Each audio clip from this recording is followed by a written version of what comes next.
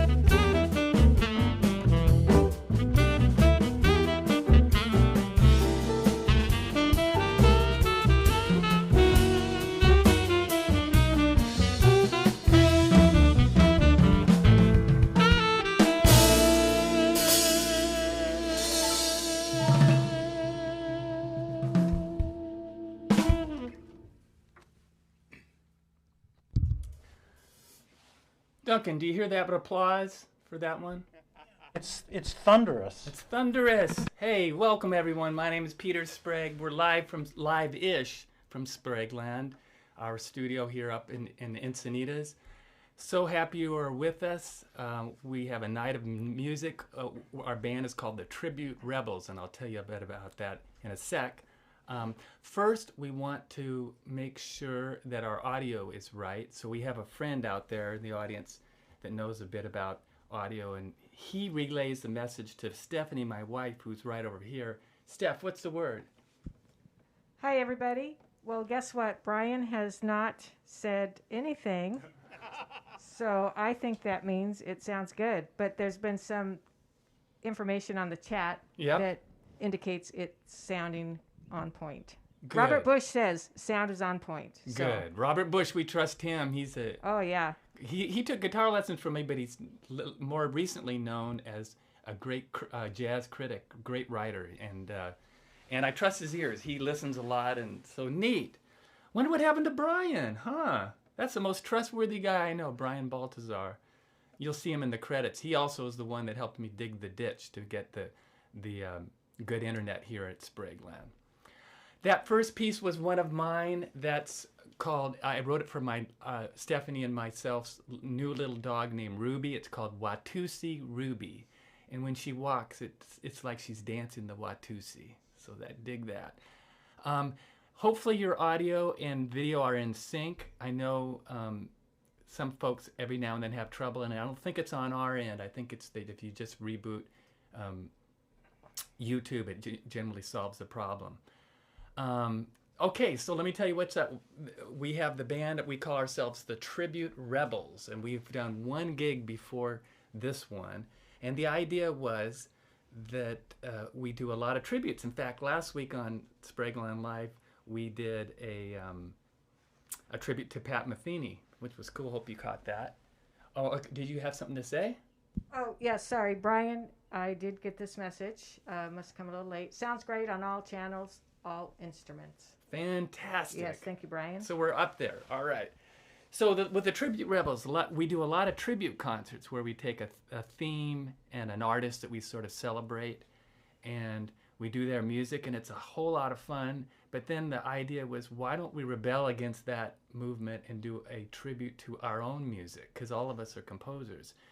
So you're going to hear from each of the band members tonight about this tune, and we're wanting most of these songs, like that last one of mine I wrote right when the COVID first happened, and I had some time, and I had my loop station out, and I just started looping E minor 7 and came up with that funky little ditty.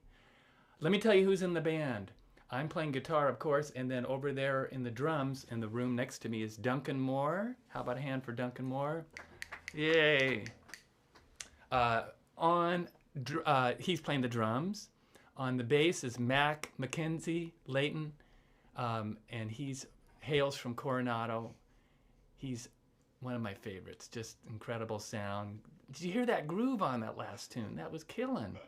Mac, all right. My brother Trip, he's in the far little room. He's playing sax, and he's going to play flute, and he's also going to play an instrument called the iwi. So Trip, Sprague?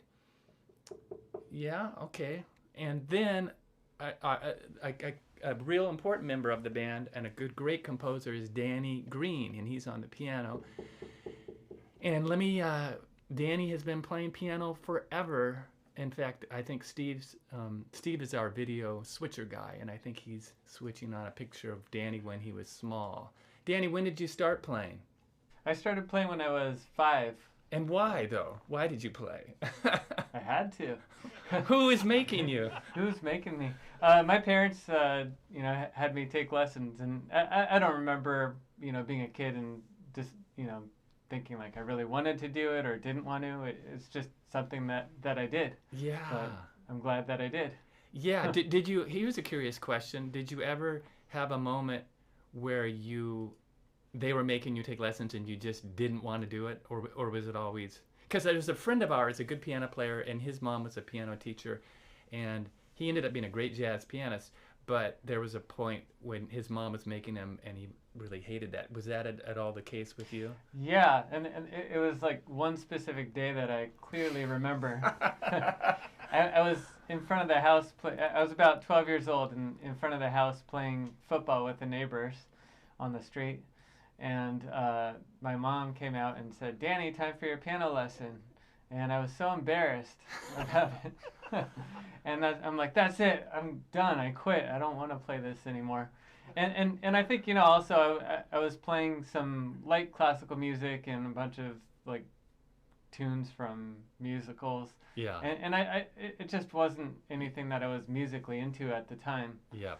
And I was listening to Nirvana then, and that's what I wanted to play. So which you actually ended up playing, right? Yeah, I quit lessons, and I got a keyboard and started messing around with sounds and learning all the songs by ear. Yeah. And then why did jazz come along? What prompted that? So after Nirvana came ska, and and ska was the first music that I listened to that featured improvisation, had a lot of horn solos, and that's what really excited me. But at a certain point, I felt like the solos I was hearing were a bit limited, and I think it naturally led me to want to hear like the master solo. So at first I got into Cuban music, and then Brazilian, and then jazz. So it was like step by step. Right. I bet a lot of us, I don't know, I'd be curious, at least Tripp and I, we had a similar thing. We were into rock, and then our dad was into jazz, and we thought, and then the bands we liked in his jazz were like Blood, Sweat, and Tears, and bands that were sort of a fusion. So then we got into jazz and thinking, we'll just dabble in it, but it takes you. How about Duncan? Did you start in jazz? Was that your first thing? Not at all. No, it was really all about, rock and roll for me. Mm-hmm. From early on, I started the drums because of Ringo, of course, like probably a million other drummers. Right. And then just gradually, I was kind of a late bloomer to jazz. It wasn't until I went to college. I mean, I had heard a little jazz, but it was nothing, not very much. So by the time I went off to school, I started getting exposed to, Miles and Coltrane and all of that stuff, and I started getting into it pretty quickly and pretty deeply. Yeah, it takes you, doesn't it? Like you think, what just a little bit, and then all of a sudden your whole life and all your finances just get sucked into it. Jazz ruined my life. Right, Mac. Well, let's just hear from Mac for a second. Did you when I first met you, Mac? You were playing sort of bluegrass. Yeah, that was sort of a later. I had played bass. I played a little jazz before I played bluegrass, but before I was even into bluegrass, I was into like metal, like Metallica and Slayer and those bands. And it's funny because I played trombone at the time, and those don't go together like at all, But then it's seriously the story of nearly every professional bass player. Yeah. The jazz band at school needed a bass player, and I was moderately tall, so they were like, "Here, you figure this out." And then I heard Jocko, and I was off to the races. That's so cool. I love it. All right, you guys, let's play some more music. We're gonna do a song of Danny's. Danny's, tell them about the song. All right. Well, I guess several weeks into the pandemic, staying home and not, doing too much other than teaching, I started feeling like I needed to write something. and I wrote one tune, and I felt very mediocre about it. And it was a nice song, but I thought it wasn't like stretching me as a composer, or just pushing anything anywhere.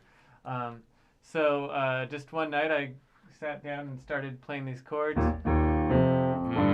and that just led to this new tune, which I called Simplistic, Simplistic, Sadistic, Statistic. I guess one day I was thinking it would be funny to make a whole album of tongue twister titles to see how that plays out on radio. Yeah, as if we have a chance on radio anyway. Exactly. But that if anyone can say a name really well, it would be radio DJs, and I thought maybe they'd be into the challenge. Yeah, and they'd play the song because they love the challenge. Exactly. There you go. Good. All right, so here it comes. New tune. 8 bars.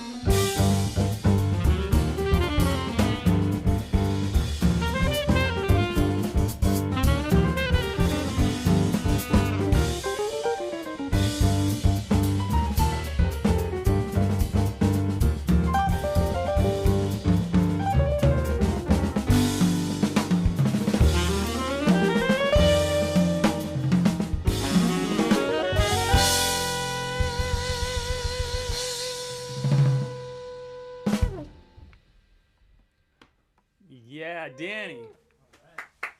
Simplistic, sadistic, statistic. Nice. You said it right. I read it, that's why. All right, far out tune, huh?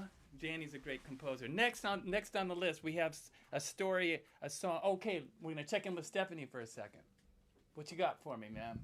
All right. So a couple people, including Brian, suggest to bring the guitar up a bit more on guitar mix. Okay, a little more guitar coming at you. And a couple people had a question about that time signature on Danny's song. That was... Which one? I know, right? Danny, tell them about it, man. Yeah, so we had a few different time signatures. We started in, I wrote it as 5/16. And why? Why? You asked me this earlier, and I was thinking about it some more. I actually think of it as 1, 2, 3, 4, 5, 1, 2. Me too. Oh, okay, so you feel 2 bars as like one long bar of 5? Yes, Right. yes. Oh, okay. Yeah, I'm just thinking like 1, 2, 3, 4, 5, 1, 2, 3, 4, 5, 1, 2, 3, 4, 5, 1, 2, 3, 4. I'm kind of feeling even half of that, like 1, 2, 3, 4, 5. 1. Really? It's Yeah. amazing we even get along. Da da da Yeah. da da da da da. You know what I I was mean? thinking short, long, short, long, short, long. I'm thinking, can I make it to the end? Can I make it to the end? Oh, man. Well, yeah, so it starts there, and then eventually it goes into 6/8, and if you take 3/16 notes, I think this is why I did 5/16, because if you take 3/16 notes, 1 2 1 2 3, that 1 2 3 becomes a triplet in 4/4. We have a few bars of 4/4, so we're going like 1 2 1 2 3 1 2 3 1 2 3 1 2 3 1 2 3 1 2 3 4 5 6. Uh-huh. So it all You just evens lost out. 95% of the audience. That's all right. Oh, really good. All right, well, listen, Mac, tell them about Mac wrote a new song a couple days ago, right? Yeah, I wrote it on Friday. Peter asked me to write a ballad for this show, and I was flattered to get asked, but I'm also good with an assignment. Yeah. So, A lot of us are. yeah, composing is like so vast. You can do anything. So to actually narrow it in is kind of easier. And then Yeah. in jazz, there's sort of this tradition of writing new songs on old chord changes. That's kind of a long-standing What's thing. the term for that? They call it a contrafact. Contrafact, Like yeah. Charlie Parker's tune Donna Lee is the changes to Back Home in Indiana. Yeah. But so I did that. So I took this standard I like to play called I'll Remember April, which is usually kind of an up-tempo Latin kind of thing that goes through a couple keys. And I bumped the key up a half step and then slowed the tempo way down and kind of came up with this tune that I call Je Me Souviens, which in French means I remember. Nice. And I figured that's good because this is in April we're all going to remember. this one, so. Righto. All right. Je Me Souviens. My tempo. Peter, Yes? someone wrote in that they can't hear Mac now. Really? Yeah, When he's talking. when he's talking. Really? Yeah. Mac, had the mic on? Yeah, I had it on. Oh, let me see. Let me see if there. Check. I mean, we could all hear, right? He folks? could end up he could talk in his bass mic. Let's see. Mac talk. Check. Is it switched Check. on? Yeah, I've got it up. Okay. Well, Mac, Yeah. from now on. Don't talk. No. No. No, I would say talk, but from now on, when you talk, Just write it right into the bass mic. there you maybe. go. Okay. Yes. Yeah. We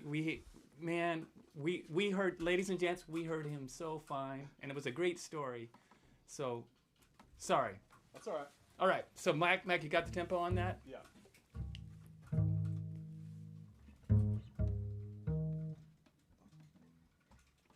1, 2, 3, 4.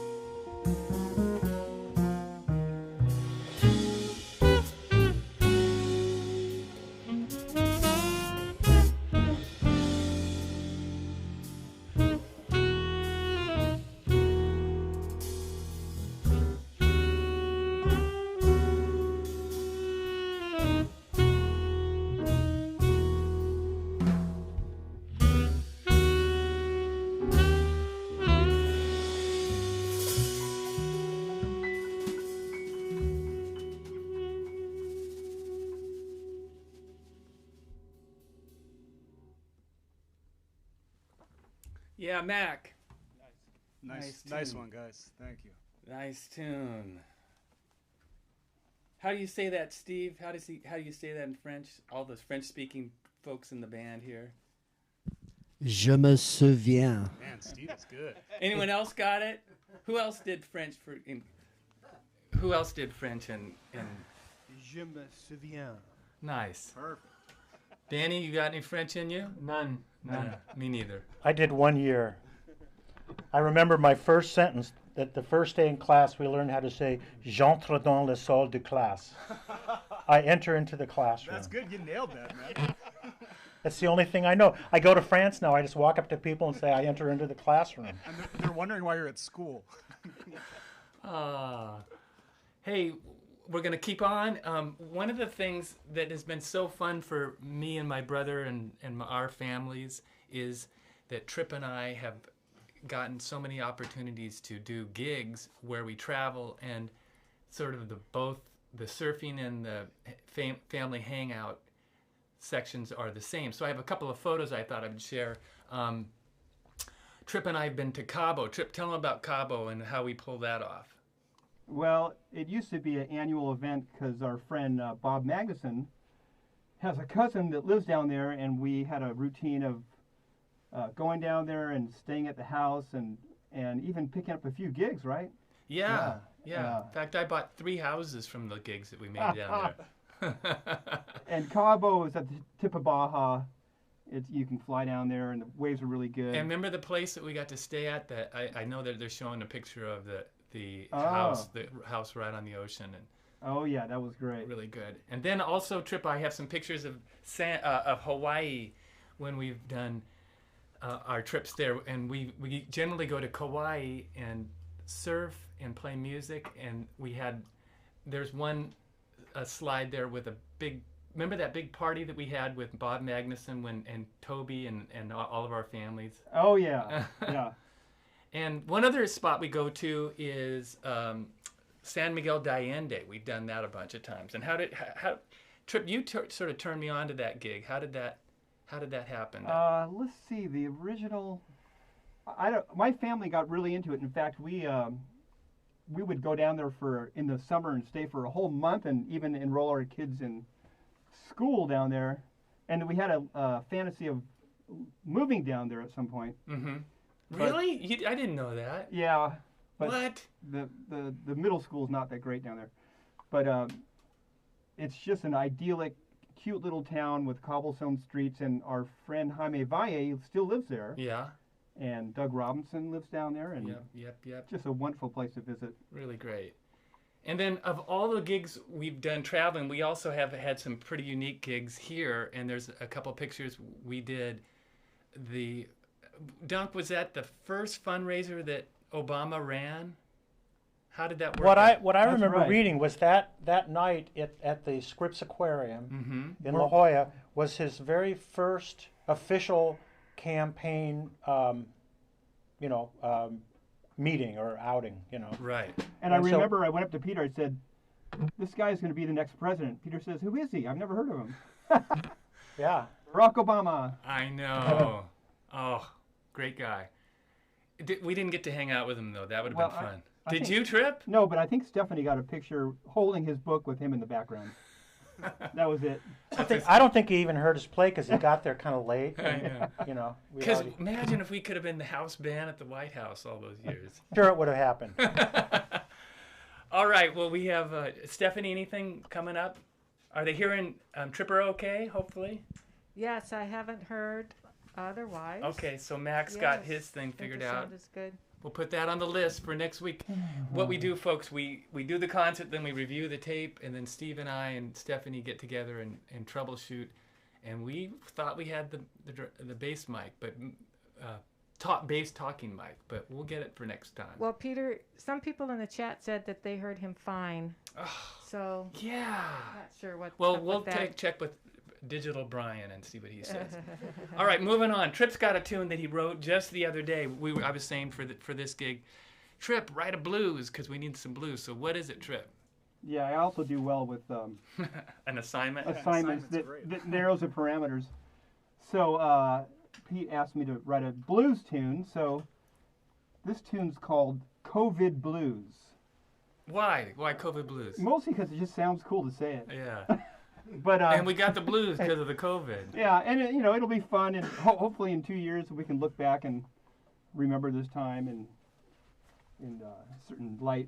Yeah. Anyways, this is a blues, and we're going to start out with some. Oh, good. Thanks for reminding me. Start out with some ethereal sounds. Yeah. Get into it. Okay, COVID blues.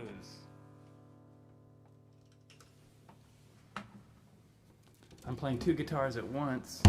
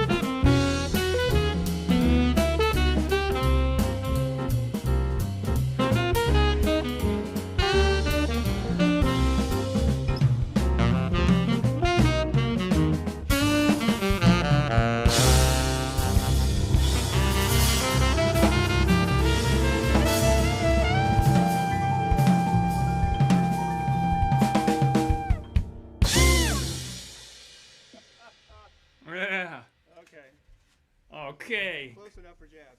COVID blues. COVID blues. We were a little unsure. We were a little unsure of when we were heading back to the head, but that's one great thing about being a jazz man. You just make those mistakes sound good. Let's play it again. So we're going to check in with Stephanie. Stephanie, my wife, who's sitting over at the far corner of the studio, the control room, and she's been monitoring the chat. Any word, Steph, out there? Yes, people are loving it as I am. This just sounds fantastic. Lots of claps, applause. Any, you recognize any of the players there? The Mighty Dunk, applause for the drummer. Love the bass. Wow, Peter, guitar sounds beautiful. Neat. And above that, I'm not going to do exact, but talking about Trip and Danny and lots of, Yay Tripper, great tune, a great solo. Did they like Mac's tune?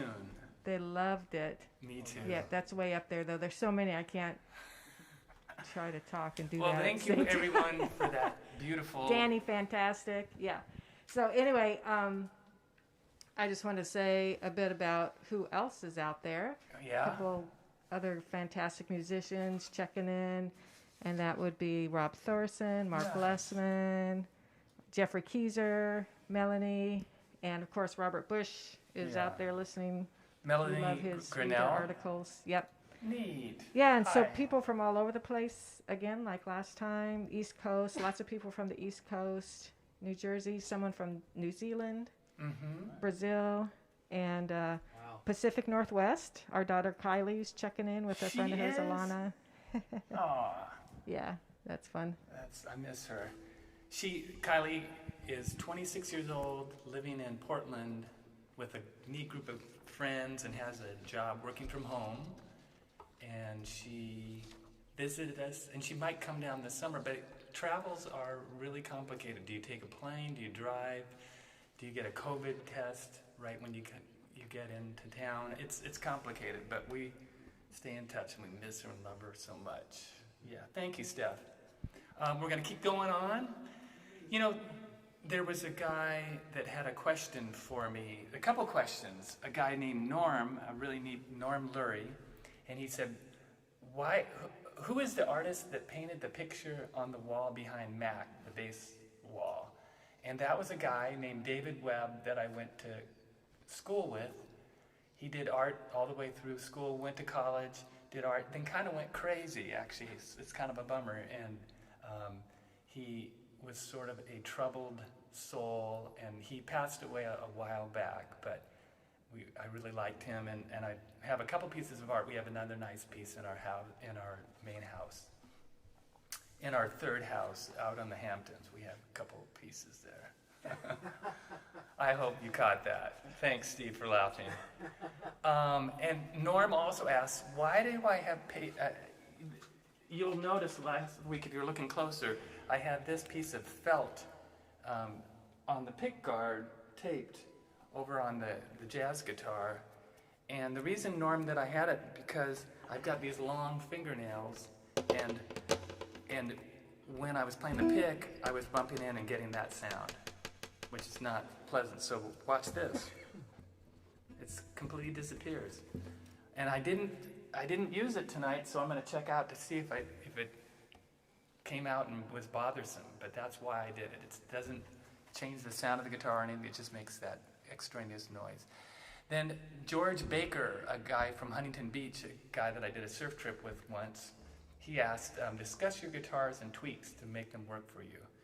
And I wish I could switch the camera around, because I have a bunch of, well, you heard this guitar, special guitar I had made for me. It's called a sitar guitar, where it has these sympathetic strings tuned to the key that we were playing in. It's so neat. You don't even finger it. You just get it out of the box. It sounds good like that. I have some other guitars, but I can't switch the camera around. But this is the nylon guitar that I love playing. It's made by a guy named Uris Zeltins at the Blue Guitar. I've had this since 1975, and it's still in tune. Okay. Also, This came in the mail today. James Leonard from Northern California painted this, and he calls it Stolen Moments. And it's wild. It's got all this relief to it. It's psychedelic. Thanks, James, for that. And a friend of mine named Eric Klein, we see him walking, him and his wife, out in the street with our dogs, and he sent a nice doodle, a nice piece of art that I would love. Maybe I'll show it to you next time. Yes, tip jar. Oh, Stephanie, great. Yes, the tip jar. We got to mention the tip jar. We play for the love of music. It keeps us alive. But one thing that just sweetens the whole issue is we have this virtual tip jar, of which we really encourage you to part with some of that beautiful green Leucadia energy and put it either in Venmo or PayPal. If you do PayPal, call us a friend, and you don't have to pay we don't have to pay the fee for it. And also, my snail mail address is there, because there's some folks that are not into the fast, quick, easy money things and prefer snail mail, so that works fine. We're just super happy. It's been great. You know, we've all been super devoted to doing this and having a ball, but it really helps. So thank you for that. Okay, we're going to do a Beatles song. We're big fans of the Beatles. We're going to try to almost do a Beatles tune every gig. This is one called She's Leaving Home, one of my favorites.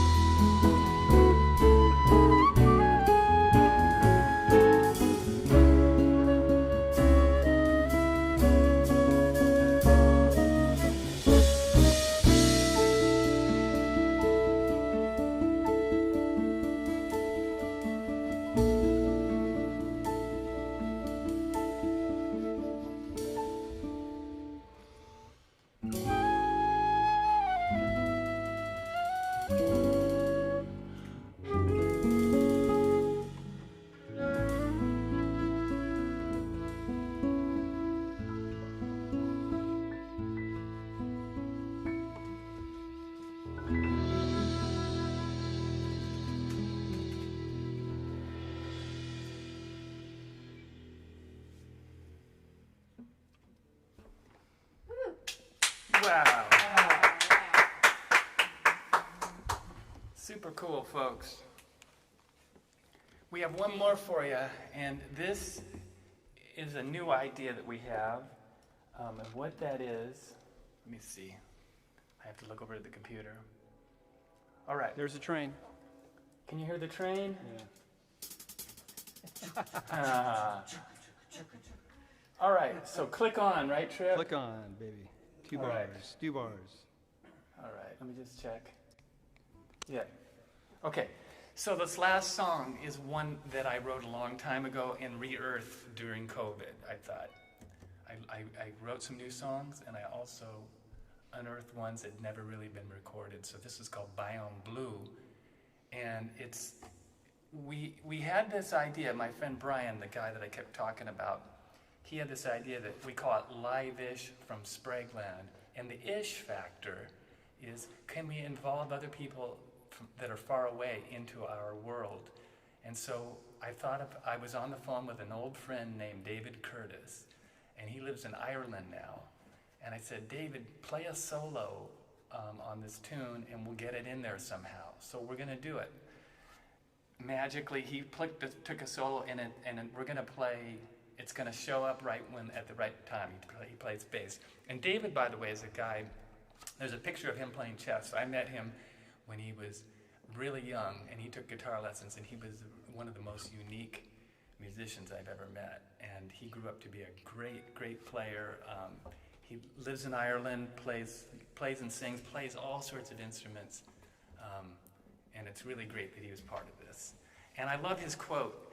I sent him the poster and also some pictures of what the live stream was, and he says this. He's a clever guy. He says class, and I don't know why he says class, but maybe that's a term in Ireland that is like classy, but he says class. I was looking at the high security cam views of yourself and Duncan and was realizing that he looks more and more like Sean Connery. Hit the drums, slap the women, save the world. That was bonkers cool, putting my name on the poster as a special guest. I wasn't expecting the fancy billing. I smiled. You're bringing gold and sunshine out of the zombie apocalypse. Clever fellow. That's David Curtis. So here it is, Baiao Blue. We're going to play it for you. So 2 bars a click out front, right? Right. Here it comes, Dunk. 1, 2, 3, go.